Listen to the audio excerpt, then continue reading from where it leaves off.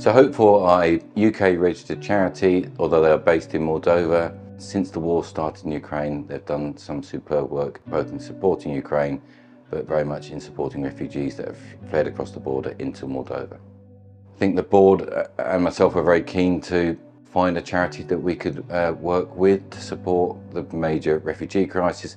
Chris Lomas, who runs Hope4, actually worked for one of our suppliers, and we found him by accident, approached him and then asked if there's anything we could do, and we've developed quite a long-term strategic relationship ever since, prompting my visit to Moldova and Ukraine in February this year. So in terms of my trip to Moldova and Ukraine, it was relatively short, it was very full on.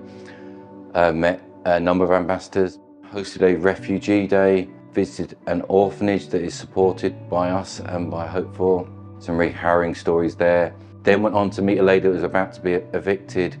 Her husband's actually in prison. He stole 4 kilos of honey and got 4 years in prison, a year for every kilo. She's bringing up a family of 4 children, about to be evicted, was a little bit short in the money that they needed, so we covered the difference. So in terms of what have we actually supported Hope4 with, rough and ready calculations probably equate to 73,000 meals that we have donated. This should not be a Bidfood initiative, this should be at least an industry initiative. I'd actively recommend retailers do what they can to support. This is about providing people with hope. That's the whole aim of Hope4, is to provide hope in sort of disaster situations, both in Moldova and Ukraine, more recently in Turkey.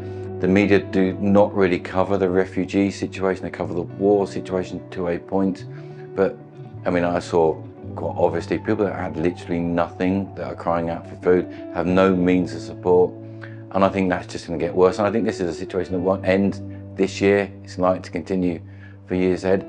And the bit that's so strange to me is these are people that are pretty much on our neighbours. You know, it was a 3-hour flight to get to Moldova. These people are not very far away and are living in horrendous conditions.